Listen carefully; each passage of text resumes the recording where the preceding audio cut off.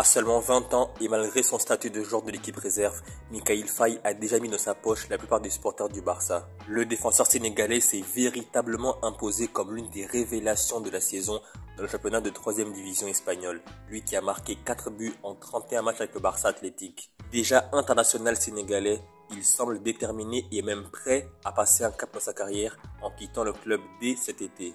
Sous contrat jusqu'en 2027 avec le Barça, l'ancien pensionnaire de Diambars est ciblé par plusieurs clubs européens, mais son rêve est de porter le maillot du Barça en équipe première. Sauf que, depuis plusieurs mois, Mikayil Faye attend avec grande impatience de débuter sous le maillot blaugrana, chose qu'il n'a pas pu faire jusqu'à présent.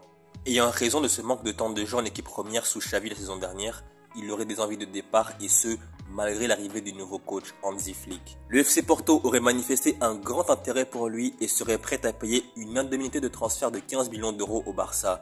Et selon les informations de la presse espagnole, les deux parties sont proches d'un accord total, ce que confirme le spécialiste Fabrizio Romano, précisant toutefois que les ultimes détails à régler portent surtout sur le montant de la clause de rachat.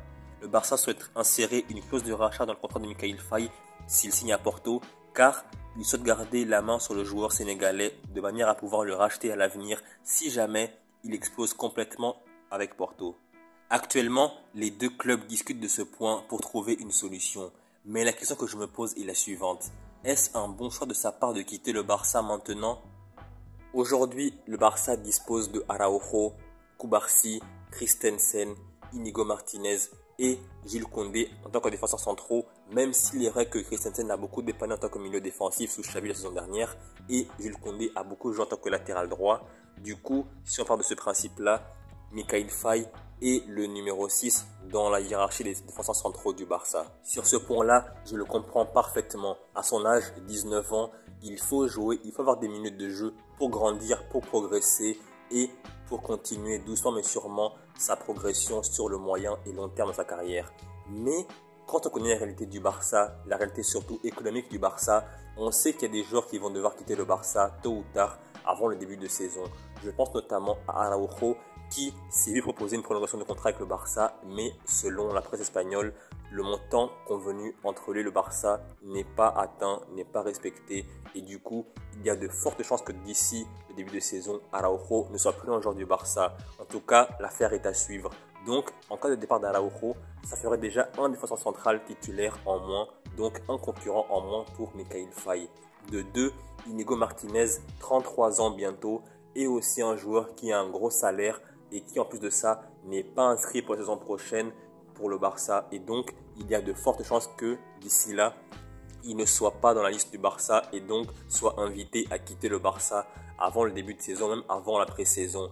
Du coup, ça fait déjà 2 joueurs en moins en concurrence pour Mikayil Faye.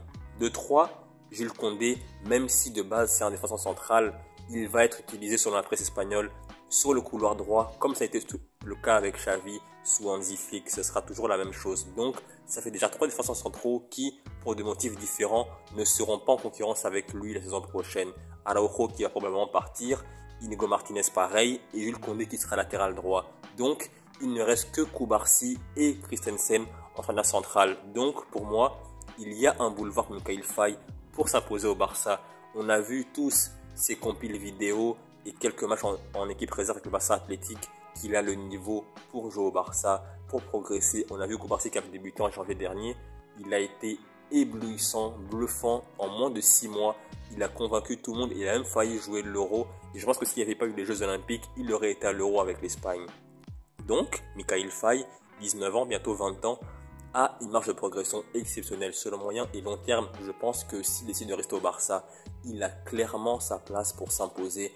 Il est puissant, rapide, même s'il a encore quelques défauts, c'est normal à son âge, il a largement le niveau pour s'imposer au Barça et constituer Cubarsí une centrale centrale très jeune et du futur pour le Barça. Admettons, supposons que Ronald Araujo reste au Barça, prolonge au Barça. Qu'est-ce que cela voudrait dire? Cela voudrait dire qu'au Barça, il y aurait Cubarsí, Christensen et Araujo en la centrale.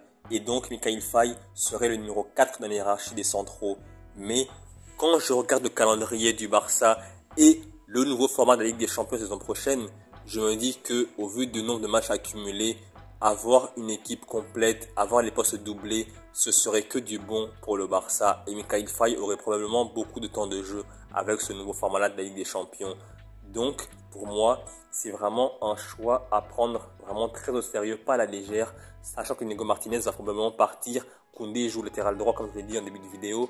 Donc, avec que 3 défenseurs centraux, c'est pas assez. Et donc, un quatrième choix, un numéro 4 serait vraiment très bénéfique pour le Barça. Mais reste à savoir si Mikayil Faye voudra accepter ce rôle-là de doublure de Araujo, si jamais Araujo reste. Mais pour moi, ce serait vraiment une bonne idée. Parce que quand tu es déjà au Barça, en plus que le Barça est un club qui fait confiance aux jeunes, c'est vraiment bon pour progresser. Il aurait un bon mentor avec Araujo.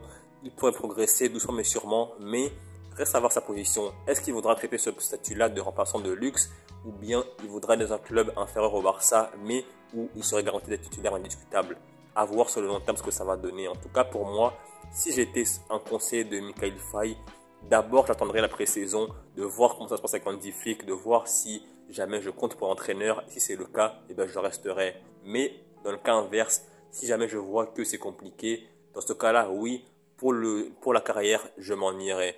Donc pour moi, à 19 ans, bientôt 20 ans pour Mikayil Faye, le plus important, ce n'est pas l'aspect économique, c'est plutôt l'aspect sportif.